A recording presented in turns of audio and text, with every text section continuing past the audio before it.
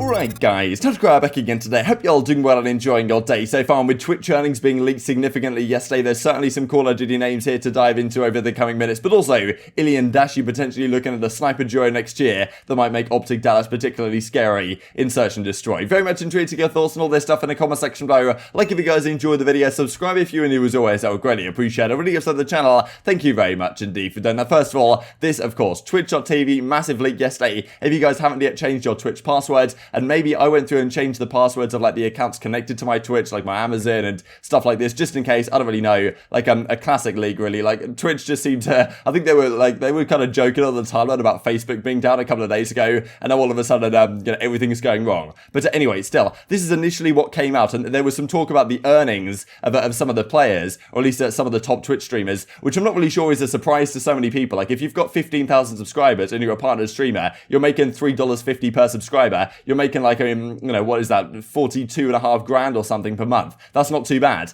Now, I mean, this from Formal, as you can see, initially Formal says here at number 18, over 8 mil in payouts in the last basically 2 years. I'm pretty sure this says like payouts in the last 2 years from like September 2019 to the present day. Turns out, of course, as he replies to this initially, I wish I was making that much money. It wasn't the case. Like I think, I don't know, for some reason that one was wrong. But when they updated it, or at least you could see the full payout information, like Formal was further down the list. And I think, yeah, 267 here at $497,000. So not really a massive surprise. TP to me was like, wow, TP's absolutely killing it, right? Because I know he's been streaming like every single day for a very long time since Blackout and stuff, and probably consistently been averaging like 10 to 15,000 subscribers a month. Of course, this is like before taxes and everything, but still kind of crazy to think about. Scump, of course, like he doesn't stream, well, particularly often, and of course, therefore doesn't have the consistent subscribers. Of course, he streams a lot nowadays, but it's been relatively inconsistent. But obviously, like if Scump, because Scump could get up to like top 15 here probably if he streamed all the time. Zuma as well, people have been talking about, because he hasn't been streaming for all that long in the context of 2019 to 2021. He really only started this year, absolutely killing it. So he's definitely rising up the ranks. Merc as well is making an absolute bag. Nadeshot, Crowder, Tommy. I mean, it's great to see Tommy do really well, right? Because of course, former pro player, like on 100 Thieves now. I'm pretty sure I saw he broke like 20,000 subs on Twitch the other day, which is just awesome to see. But this is kind of what was going on with the notable names in Call of Duty. We get this from Scump as well, something really cool coming with Oakley tomorrow during the stream. Stay tuned for that one. There were some replies about, okay, could it be something to do with what was being recorded in the Hex quarters just a couple of days ago? I guess we will find out whether or not that is the case some time later today. This is also from Dashy, right? Because there's been a lot of talk lately about,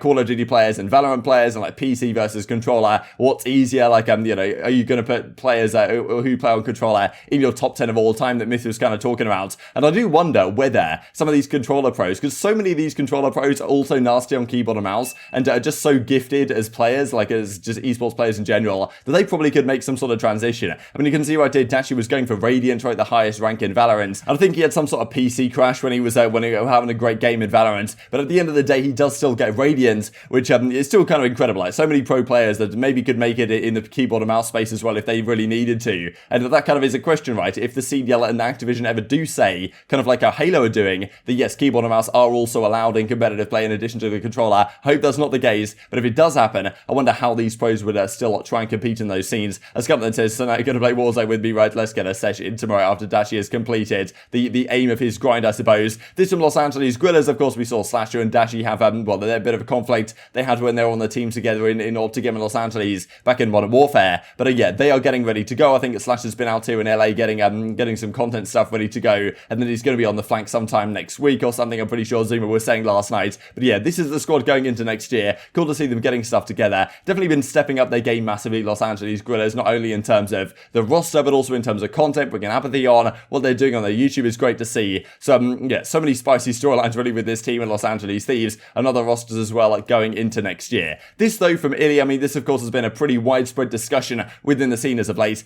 S&D needs snipers back. We saw so many great plays from Illy. Like I don't necessarily think people gave Illy quite as much credit as he deserved for his sniper performances back in Modern Warfare. Like for Dallas Empire, he was incredibly good with it. Like there were so many clips I remember on, at least like moments, I remember on even Piccadilly. I don't really want to think about Piccadilly, but I do remember some nice plays that Illy had on that map. There was also Arcitys. Peaky was good at. I mean, and of course Gunrunner, right? When he had that kind of famous thing at the World Championship where he pulled out that play when he was all the way on the back truck, like in the way back of offensive spawn, I could see the B-bomb. So there were things like that Illy was doing that were great. And of course, well, he's going to be teaming up next year with Dashy, it does seem, on OpTic Dallas. And they could potentially have a very nasty S&D duo indeed. I'm not sure who exactly would be sniping, but we do have to think. I mean, the snipers in the beta seem relatively solid. We know that back in World War II, on some maps, there were 2 snipers getting pulled out. On USS Texas, for example, it was relatively often seen that 2 snipers would come out. One would hold the A lane, one would hold the B lane pretty much on Texas. And, I mean, maybe that's going to be the case again. Who knows? If snipers are that strong, though, to need 2 of them, then maybe the pros just GA them. It's tough to say. But as Illy says, yeah, S&D needs snipers back, had all the snipe maps on log. And of course, we know Dashy's opinion on this. He's talked about it a number of times. The fact that it makes it so much less entertaining for the fans, but also for the pro players not having snipers in the game. So they are very much aligned on this issue, which probably means that OpTic Dallas in general is going to be aligned on this issue, which maybe gives more credence to the idea that they will come back if OpTic are certainly going to vote in favour of them not being gentlemen's agreemented. At the same time, if you're a team that doesn't really have a particularly good sniper, which are kind of few and far between, but there are some of them, then maybe you want to kind of push for this GA, right? Because it's going to nerf a team like OpTic Dallas. So there's always that consideration when gentlemen's agreements come into effect. If they do, that okay, does it hurt them more than it hurts me? Therefore, let's vote for it, and this type of stuff. And maybe you'll see that if OpTic Dallas are dominant in search and destroy at the start of the title because they're using the snipers, then maybe we start to see discussions around GAs coming. It's certainly something the pros have done before and probably may well do again. So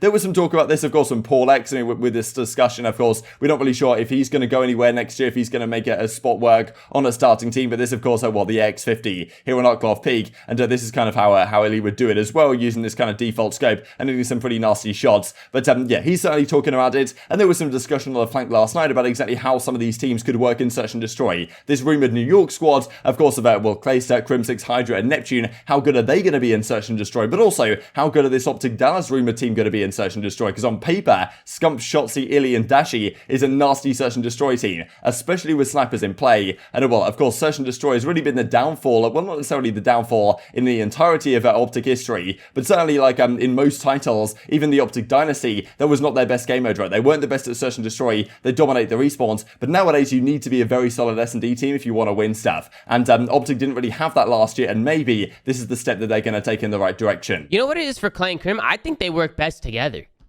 Like I think they do. I mean, their duo cards I think that's like insane, right? And that's where I think the team can get scary. If they do mesh together and New York is really hitting that ceiling that I know they can hit, they're going to be disgusting. Now, getting to that ceiling is the question mark for me. Can they get there? And that's what we're going to have to wait and see.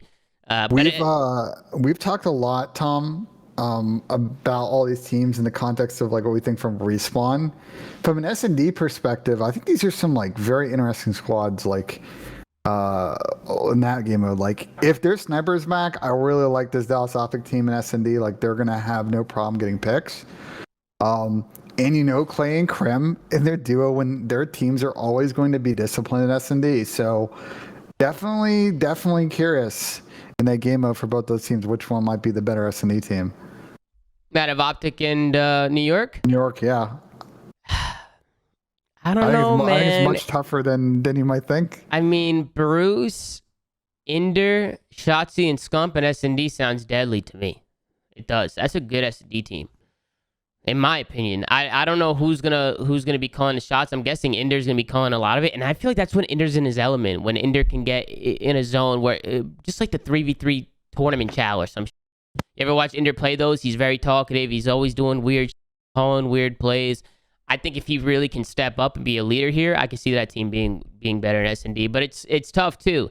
Wanted to mention this as well, that Atlanta FaZe point out that champs have arrived in Verdansk, so they're officially in the game. We saw last year, like, there's so many entertaining clips that have come out from Shotzzy, kind of, talking to someone on his stream, like saying, yo, that's me up there right on the banner, because Dallas Empire, of course, were on it last year, the kind of banners outside of the stadium. But yes, they've been put into the game, Atlanta FaZe finally. It does make me wonder what exactly it takes them so long, because the World Championship was, like, not even right at the end of August, but it was, like, near the end of August, with the entirety of September. I guess from Season 6, they've put them into the title, right, and the banners are officially there. So makes sense, but like I still don't know how exactly it takes so long. But still, Atlanta FaZe are now in the game. They'll be there until next year, when maybe they'll be replaced by another roster. Maybe they won't, right, if FaZe decide to go back to back again. It's probably not so much of them deciding, but other rosters getting significantly better to try and take them off the purge. This is how it actually looked in the game itself right here. So as Kaylaser points out, I guess I'll bring it up on the screen so you guys can kind of see how things are looking. But yeah, you've got aBeZy, Arcitys, Cellium, and Simp, of course, on at the outside of the stadium right here. Of course, Simp Simp is also up for nomination for the best esports player of the year, at least on controller. aBeZy, I'm pretty sure, also up for this nomination, so maybe one of those two will win it. Generally, the Call of Duty players do particularly well in the esports awards. I guess we'll find out in a month or so, because usually it's, I'm pretty sure, in November time, maybe at the start of December, not really sure. This is also, the flank point out, the new LA setup. There has been some talk about where Zuma's going to go. Pretty sure he did, kind of hinted it, that there's some announcement coming. Maybe he's going to be part of some other organization. Whether he's going to be part of New York anymore, who knows? Kind of tough to say. But some people suggesting that with the move to Los Angeles, is he going to be joining an organization that's based out there, like 100 Thieves or something along those lines? I suppose it does remain to be seen over the coming days. Thought this is awesome as well. Really wholesome from Crimsix. He did a tweet about, they're good people out there if you try and find them. And TrainRex TV giving him an awesome donation right here, as he says, I know I may seem solid mentally, but this past year has been the equivalent of putting my mind in the garbage disposal. So many things have happened that could not be fixed and could not be avoided. So, well, maybe I suppose Crimsix going for the redemption, hopefully having an easier year mentally if they have more success here on the New York Sunliners this season. If, of course, that does indeed get confirmed at one time or another. But very much intrigued to get your thoughts on all this stuff in the comment section below. Hope you guys enjoyed the video. If you did enjoy it, I'd greatly appreciate a like on the video. I've really upset the YouTube icon. I know you enjoyed this content. Other people like you may enjoy this content as well. And I've grown the competitive Call of Duty community. Thank you guys as always. Take care. And I will see you next time.